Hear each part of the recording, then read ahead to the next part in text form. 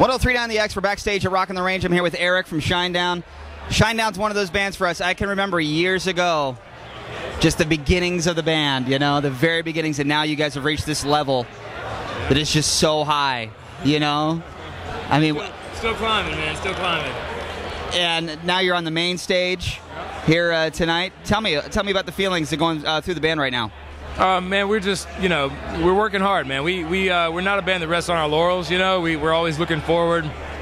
We enjoy what we've got. We enjoy what we've achieved, but we always feel like there's so much more out there. So, you know, we're very humbled by it, and you know, you go out there and tear it up on stage and do your best show, and you know, hopefully grow some more. You know, I mean, there's no real, with this band, we don't believe in an apex, you know, in a cap. So, you know, we're just always going to be searching for that, and we're always going to be reaching for something else. So, but man, you know, so that's sort of the feeling. It's like, you know, we take deep breaths every once in a while and look around and go, man, you know, it feels good, you know. But then 5 minutes later, we're working on something else. So. Now, it's been very cool just for me to see the growth of the band from the very beginnings of Shinedown, and it's you guys have been a great band for the Dayton market, and you guys have played X-Fest now 3 times, I believe. You just headlined it a couple of years ago.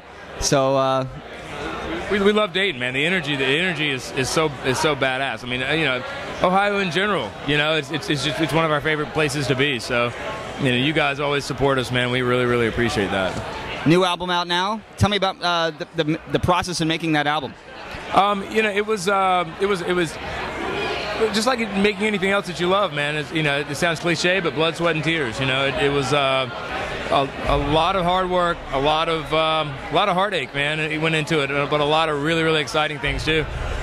We wrote 34 songs for the record, and took a year and a half to do, and we picked 17 to record and put 12 on the record, and really the ones that are there on the record are the ones that called out, and we're like, you know, we're the ones, you know, we're the songs that need to go together. And I think we've you know, that nervous energy when you first put it out there and the public first hears it. I remember the first week it was for sale we streamed it on iTunes, and you know, you start reading the comments back, and it's like being a painter, you know, and the first thing you do is you finish your painting and then you put it up for the whole world to see, you know, and see what they think of it. It can be a little nerve-wracking, man, but the fans have been absolutely amazing and the response has been great.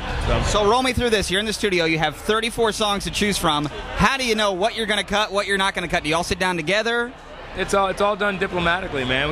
By committee, you know, and when we sit down with us and the label and management, and we go through each song and you know, weigh out the merits and the bad points of every song, and you know, you end up with, you don't really ever know for sure. I think we had it down to 21 before we went in the studio, and then out of those 21, when we're in the studio, we're like, okay, we're going to cut this one now. We're going to cut this one now. And then, you know, you're still weighing out those ones that are left over. Why are we going to do this? Why are we not going to do this one? So, you just know, man. You have a feeling about these songs. Even when you're writing them, you have a feeling about them, you know, that you know they're going to make it. So. Yeah. Have you ever had a song that you were just in love with that didn't make an album? Oh yeah, I had them on this record. I think every single one of us has a song that we loved that didn't make the record.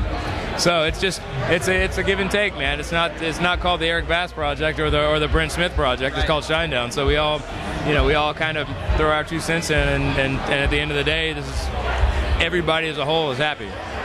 Now, do you guys hang on to those songs? Do you think at some point they may surface on some sort of a B-sides, or could you use them for a next album, maybe develop them more? We actually just did the song "I'm Alive" for the Avengers soundtrack, and that was one that actually wasn't even one of the final 21 or 17 or whatever. But people at Disney heard the song and thought it'd be great for the movie. They heard the demo of it, so we went in the studio and finished cutting it. So yeah, man, you know, it's not like if people say you guys have never written a bad song. We've written bad songs. Nobody just ever hears them. Yeah. So they bury them. They're in the trash. You have to dig them out. But the ones that we actually end up cutting and keeping are generally good songs. So yeah, man, I don't see why not. I don't see why either us cutting one of the songs or as a B-side or movie soundtrack stuff, or maybe even another artist. You know, who knows? This is obviously a huge festival to play, but you guys are going to be on another huge festival all summer. Tell us about that. Well, we are at the end of the summer. We're doing the big uproar, man. You know, and so that's going to be it's going to be phenomenal, man. We can't wait. It's a huge lineup. You know, we're co-headlining with Godsmack, and couldn't be happier about that. And man, it's going to be it's going to be a big time event, man. I think we're really looking forward to it. We're already talking about the the stage setup and what we're going to do, and you can't go backward, man. You got to keep going forward. So we're looking at bigger production this time. So can you tell us anything? Give us any hints of what we might expect? Fire. Lots of fire at the Shinedown show this summer at the Uproar Tour. It's one of the biggest rock touring festivals I've seen in a long time. So yeah, I think, and we're really excited about the lineup, man. I think it's probably one of the strongest lineups I've seen in a long time for a rock show. So if the label told you now Nickelback, they have a floating stage at this point. It goes over the. If the label said you can have as much money as you want to do anything you want at your show, what would you do? I think I like the whole Metalocalypse Death Clock thing where they hologram broadcast the show to the whole world, and they're 5 miles tall and everybody can see them. I like that idea. How about that? You want to be a hologram? I do. I want to make everybody sign death waivers just in case. I'm just kidding. Yeah. Great to talk to you, man. Shinedown backstage at Rockin' the Range.